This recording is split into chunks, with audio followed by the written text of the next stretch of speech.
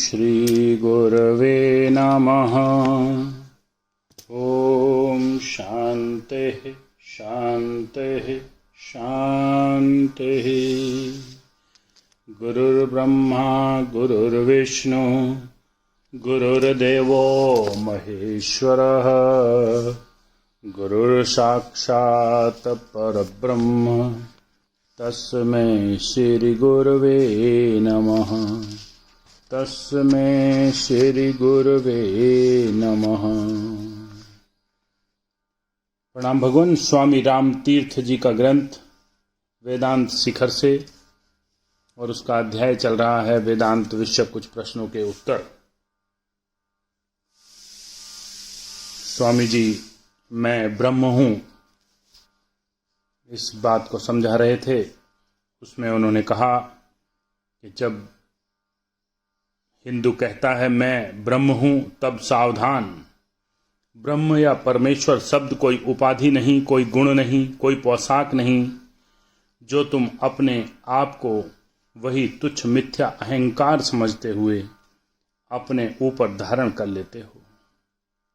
ब्रह्मत्व या परमेश्वर कपड़े की भांति नहीं पहचाना जाता,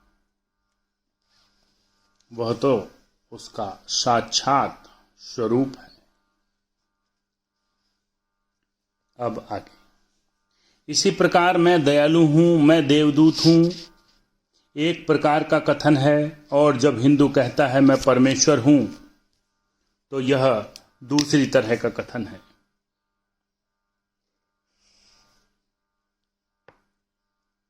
जब वह कहता है मैं परमेश्वर हूं, तो उसका अभिप्राय यह है कि मैं देह नहीं हूं।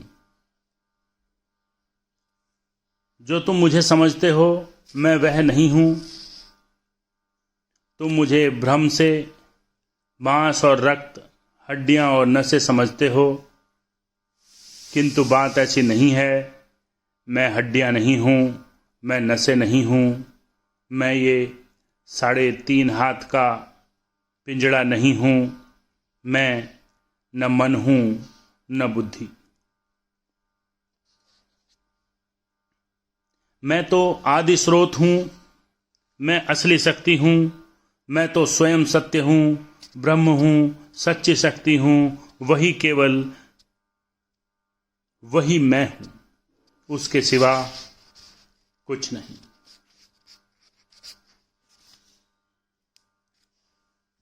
एक बात और, लोग परमेश्वर को अपने न्यायालय के सामने लाकर पूछना चाहते हैं कि हे परमेश्वर, तूने ऐसा कार्य क्यों किया, मानो उनकी तरह साधारण मनुष्य हो, जिसे वे साधारण मनुष्य की तरह अपने सामने बुलाकर डांट सकते हैं। इन सारे संदेहों और शंकाओं का उद्गम एक कहानी के दृष्टांत से व्यक्त किया जा सकता है। भारतवर्ष में एक तेली था, उसके घर में अति सुंदर तोता था। एक दिन तेली अपनी दुकान से बाहर गया हुआ था। उसका नौकर भी किसी दूसरे काम से चला गया था, केवल तोता दुकान पर था। तेली की अनुपस्थिति में बड़ी बिल्ली वहां पर आई। बिल्ली को देखकर तोता डर गया। वह पिंजड़े में था, परंतु फिर भी डर के मारे उछलने लगा। तोते ने अपने पंख फड़फड़ाए, इधर उधर उछलता रहा। अंत में यह हुआ कि पिंजड़ा जो दीवार से टंगा हुआ था, एक बड़े कीमती तेल के मटके पर गिर पड़ा। तेल का मटका टूट गया और तेल बह गया। कुछ देर बाद तेली आया। अपने मूल्यवान तेल को बहते देख क्रोध के मारे वह आपे से बाहर हो गया। वह तोते पर चीख उठा। उसने सोचा कि तोते ने कोई शरारत की है। वह गुस्से से लाल पीला हो गया। उसका क्रोध शांत न होता था, क्योंकि तोते ने पिंजड़े को मटके पर गिराकर प्राय 100 रुपए की हानि कर दी थी। उसने पिंजड़े का दरवाजा खोला और तोते के सर की कंगली नोच डाली। तोता गंजा हो गया। उसके सर पर चोटी न रह गई। तोता 2 सप्ताह तक चुप रहा। उसके मालिक को रीझना, उसने मालिक को रिझाना छोड़ दिया। मालिक अपनी करनी पर भी दुखी था।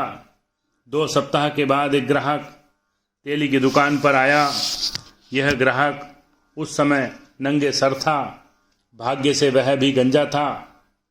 उसे देखते ही तोता जी खोलकर हंसा। अपना एक और साथी देखकर वह बहुत प्रसन्न हुआ। तब मालिक ने तोते से उस असाधारण उल्लास का कारण पूछा। तू क्यों आनंद से फूला नहीं समाता? उसने कहा, मैं परमात्मा को धन्यवाद देता हूं कि मैं अकेला ही तेली का नौकर नहीं हूं। यह मनुष्य भी किसी तेली का नौकर है। नौकर होगा, नहीं तो उसके सर के बाल कैसे चले जाते। यदि वह किसी तेली का नौकर न होता तो गंजा कैसे होता। ठीक इसी तरह के तर्कों का प्रयोग कुछ लोग करते हैं। वे सोचते हैं कि जब हम अपने सारे काम, सारे कर्तव्य, हर एक बात किसी न किसी उद्देश्य से अवश्य करते हैं, हमारे हर एक काम में कोई न कोई स्वार्थपूर्ण इच्छा, पूर्व निश्चय रहता ही है। तब ईश्वर ने जो इस संसार की सृष्टि की, उसने यह काम किसी न किसी प्रयोजन से, किसी न किसी इच्छा से, किसी न किसी पूर्व निश्चय से किया होगा। तर्कपूर्ण विचार करने की यह विधि उल्टी है। इस प्रकार हम परमेश्वर को परिमित बना देते हैं। वाह, तुम उसे उधर अनंत कहते हो, फिर उधर से साधारण मनुष्य की कोटि में खींच लाना चाहते हो। यह ठीक नहीं। ओम शांति।